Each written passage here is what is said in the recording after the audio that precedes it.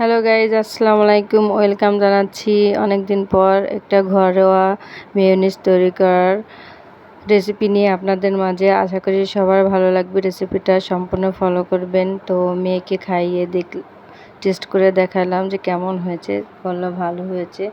যাই হোক, শুরু করতেছি। আমি প্রথমেই এখানে স্টেপ বাই স্টেপ সব দিচ্ছি। ডিম পোস্ট করে নিয়েছি, একটা ডিম দিয়ে শুরু করলাম। তো যাই হোক, রসুনের কোয়া দিয়েছি যেহেতু একটা ডিম, পরিমাণ মতো ঝাল, তারপর গোলমরিচের গুঁড়ো, আস্ত গোলমরিচ দিয়ে নিচ্ছি, চিনি সামান্য পরিমাণ, আর 2টা শুকনো মরিচ, গুঁড়া দুধ, পরিমাণ মতো সব কিছুই দেবো যেহেতু একটা ডিম অল্প করে বানাবো। আর একটুখানি ভিনেগার দিব, আর 1 পিস লেবু চটকায় দিচ্ছি। টকটা বেশি কম হলে আপনারা সেটা বুঝে নেবেন।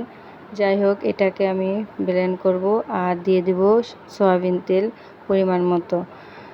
যে যতটুকু তৈরি করবেন সেই হিসাবে আপনারা দিয়ে নেবেন, বেশি কম হতে পারে। এই টাইমে দেখলাম যে একটু হয়ে গেছে, শক্ত হয়ে গেছে। কিছুটা টমেটো সস, এটাও আমার হাতের ঘরে তৈরি করা, যদি রেসিপি চান অবশ্যই দিতে পারবো। দেখেন এই সময় কেমন হয়েছে।